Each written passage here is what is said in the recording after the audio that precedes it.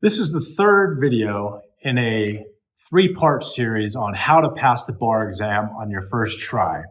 In the first part, we discussed context, which is setting up your life to support the process of preparing for and passing the bar. In the second part, we talked about content, which is the actual material on the bar exam, how to organize it, how to study it, how to memorize it. And now in this third part of the three-part series, we're going to talk about performance. This goes to practice exams and how do you actually take the exam. So now that you have your issues and rules outlines for each of your 16 subjects, you'll want to get those out. And I suggest doing practice essay exams with the outlines available to you so that you can simply refer to them as you're taking the exam. The reason that you want to do this is it'll help you understand the process by which you read the question, you first identify exactly what the subject matter is, and we've been using contracts as our example throughout this three-part series. And so if you read it and you identify that it's a contracts essay, then you're going to want to go ahead and grab your contracts outline immediately as part of your recall process. You're going to go ahead and look at your codes that you have at the top of your outline, and you're going to go ahead and process that essay. The way that I suggest going about this is once you identify the subject, you recall that code, you write the code list down on your scratch paper during the exam. This way, you don't have to remember it anymore. You've identified what it is, and you can go ahead and put it down on paper, and that'll form the very brief outline for how you analyze the question. Then once you read the question through once, you'll probably identify that there's going to be at least 3, maybe 4 issues. Probably more than that, but at least in the first read, that's what you'll notice. What I would do then is go into your Word document or your testing software and just type out the issues. And when I say type out the issues, I'm talking about 1 or 2 words. You're really just highlighting the issue. For instance, governing law, you would just write governing law. That's the issue. Then you would write formation. Maybe underneath formation, you might write offer. Then the next sub-issue would be acceptance, and so on. And all you're really doing is you're just plugging in all of the issues on your page that you're going to discuss in your response to the question. This helps you get the information out of your head. It helps frame your question, and it helps you to organize the sequence of how you're going to do your analysis. And you might find that you have 4, 5, 6, maybe 7 issues listed down on your page. So now you have a very strong outline that you're going to use to go through the answer. The next step that I would suggest doing is knock out the rules. For each issue, go ahead and type in the rule as fast as you can. And remember, you're not trying to have a long explanatory rule. You're looking for one sentence that contains all of the elements to that rule. And this is also going to be on your issues and rules outline. So if you need to refer to that outline, go ahead and refer to it, but still type in the rule so that you're getting that muscle memory and that recall exercise. And so after you've done that, you're going to have maybe 6 to 7 issues. You're going to have 6 to 7 rules. You already have significant points because you've identified the key issues. You've proven to the examiner that you know what the rules are, and now all you have to do is go and fill it in. And when I say fill it in, you're basically doing fact analysis and a very brief conclusion. Again, this is no different. This is IRAC, which is issues, rule, analysis, and conclusion. And how you want to do the analysis, this is where it's going to be rather different from your law school exam. In law school, you're trying to get an A. In the bar, you're trying to pass. Who cares about getting an A on the bar? You can't get scores anyways. It's really just pass or fail. So you just want to pass. And here is where you get really good students who screw up the bar exam because they think it's a law school essay. You do not want to spend massive amounts of time doing super deep analysis on every possible fact with every possible argument and counter argument. That is not going to serve you well on the bar exam. What you want to do is you want to take the most obvious position that exists based on the facts. You want to have one or two facts in each sentence of analysis. You want your analysis to be extremely concise and get to the point really quickly. How do you determine how many sentences or how much analysis to do on any particular issue? It's simply a direct correlation to the number of facts that support that issue. So if you have one or two facts, then your analysis is going to be limited to those one or two facts. And then you're going to write that out in your analysis and you're going to write a quick conclusion. But the reason I say that this is the approach that worked for me, it allowed me to write down more issues and more rules, showing that I had a deep understanding of everything that's going on. And it allowed me to stay on time, which is extremely important in the bar exam. If you spend too much time doing too big of an analysis, you're going to lose the ability to do other issues. You may go over your time on any particular essay, which means you're going to cut into your next essay. So get into the practice of being very brief and very concise.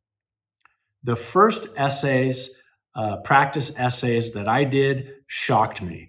I read them and I just kind of froze. I felt like, oh my gosh, I'm not prepared. I don't know anything. I don't know what to write. But I'm telling you, once you do your issues and rules outline, and once you use it as an open book cheat sheet to do your initial practice exams, you'll realize that that cheat sheet and the memory that you have of all of those issues and rules, you can easily lay on top of any essay question that you get in any of the 16 subjects. And that's why those outlines are so important to develop, to practice, and to memorize. And then you're really just using the question as an excuse to regurgitate your entire issues and rules outline so long as it applies to the facts. Let's talk about the multi-state bar exam, or the MBE multiple choice test. This all takes place on one day. It's 6 hours. It's 200 multiple choice questions. They break it up into 2 3-hour segments. So you do 3 hours in the morning, you do 3 hours in the afternoon. Each of those 3-hour segments is 100 multiple choice questions.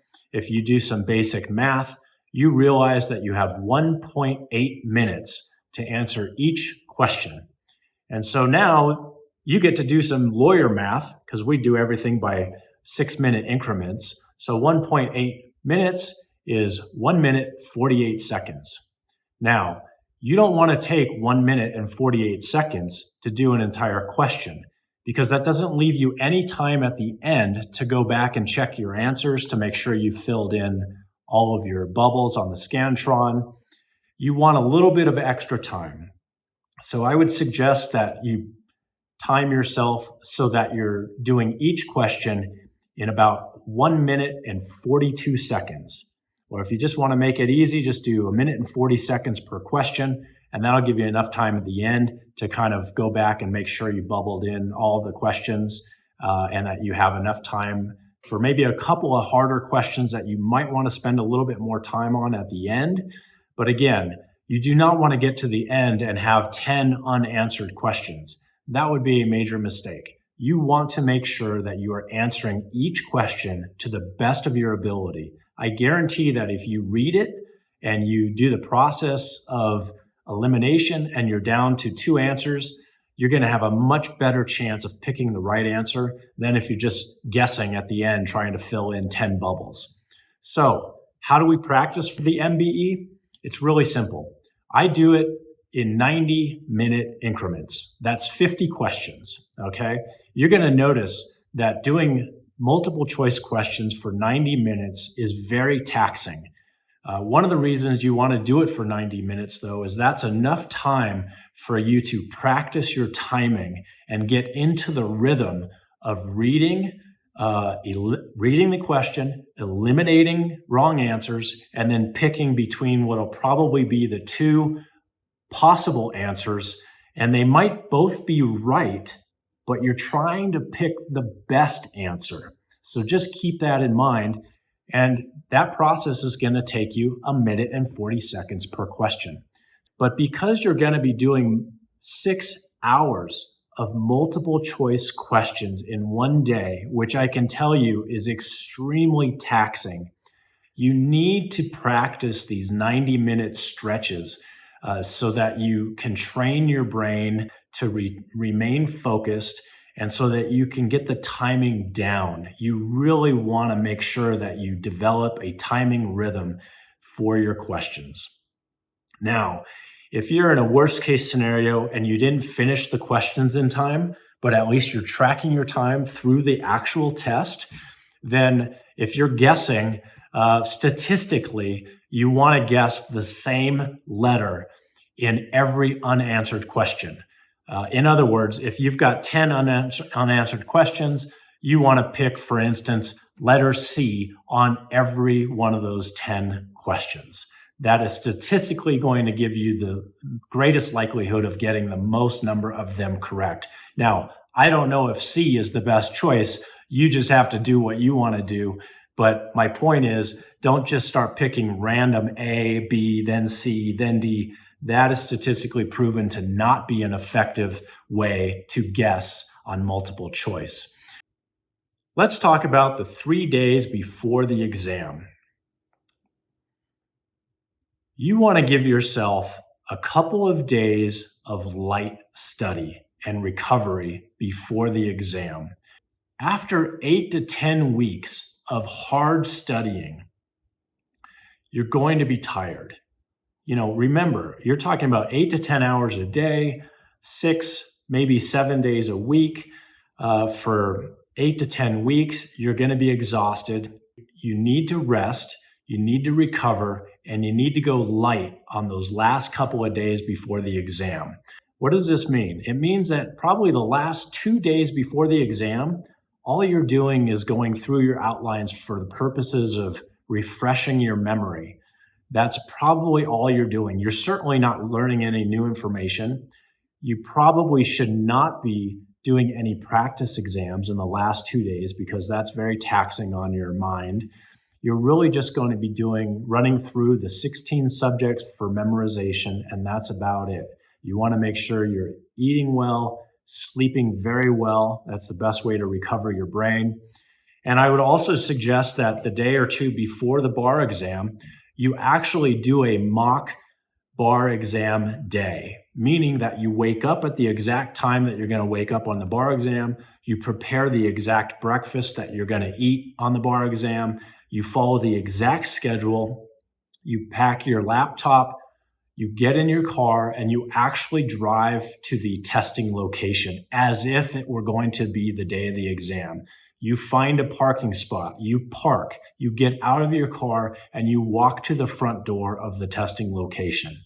Why do you want to do this? First of all, you need to make sure you know how to get there.